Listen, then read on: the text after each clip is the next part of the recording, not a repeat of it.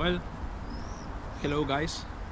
Here we are in our very first video for the channel. Today, what I'm gonna present to you, it's something that I think it fits for our first video. I think it fits for the idea that I want to have on this channel.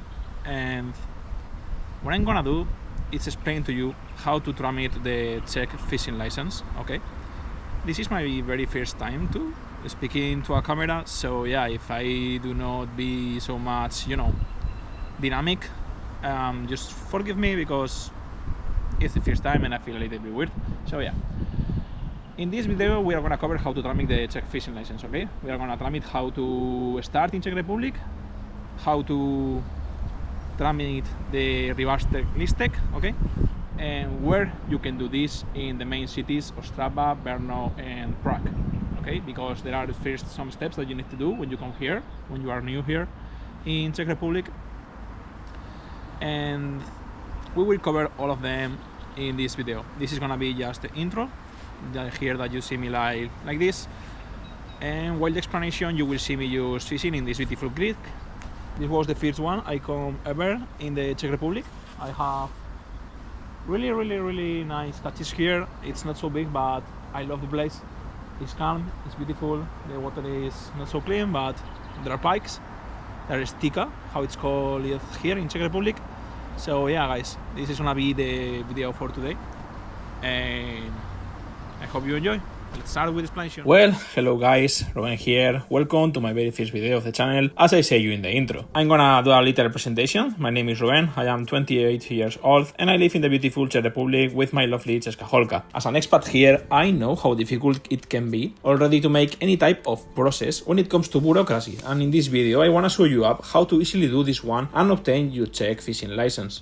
First of all, and if you are new here in the Czech Republic, you must know what you will need, and there are three very important steps.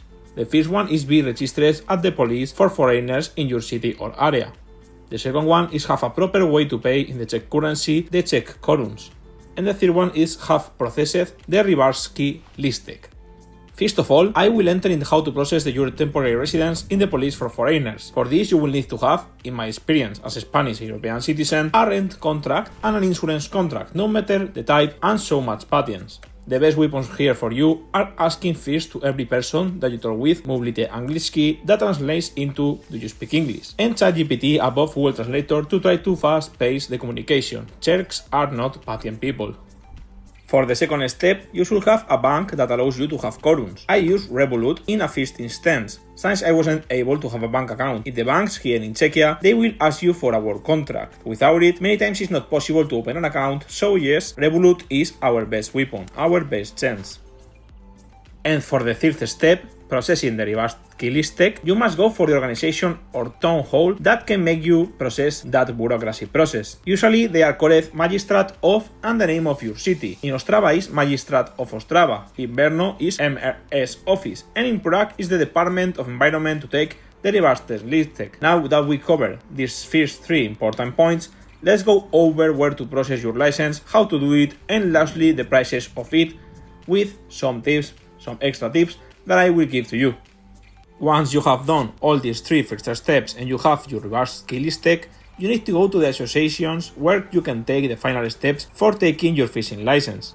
In Ostrava especially, go to this address, Zahumeni 2144/36 at Poruba. There is an association, Český rybářský svaz, místní organizace Ostrava. Here, with only cash, you can have the license with just a few steps. The reverse listek that you have already processed and a photo of the driving license format, 3x4 centimeters, will be what they will need from you. To me, the license was cheaper as an expat becoming a member, so I became a member of the association and it cost me like 4,950 korun. Without it, it will be up to 7,000 korun, so yeah, just become a member of the association that you are in that moment, wherever you are, because it will be really much cheaper. With this and some paperwork, you are done.